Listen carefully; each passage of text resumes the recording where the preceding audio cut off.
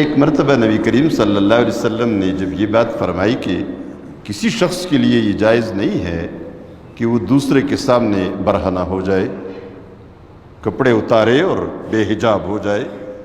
نہ مرد کے لیے جائز ہے کہ وہ دوسرے مرد کے سامنے،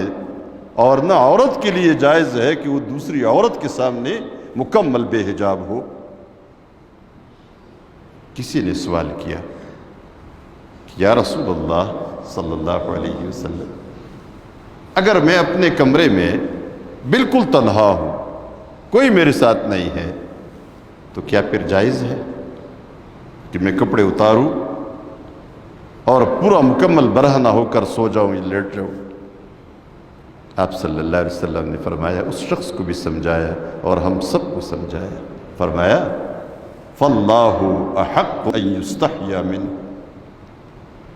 پھر تو اللہ اس بات کا زیادہ حقدار ہے کہ اس سے حیا کی جائے۔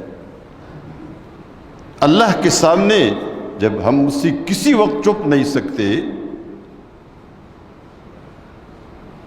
تو حیا تو اس سے کرنی چاہیے۔ اور فرمایا تمہارے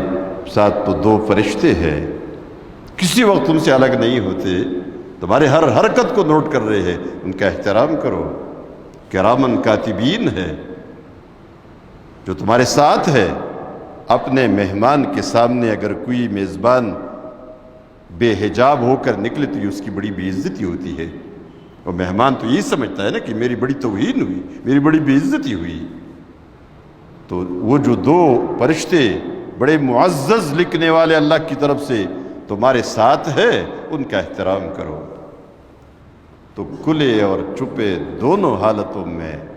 اللہ کا تقوی۔ لا الہ الا اللہ، لا الہ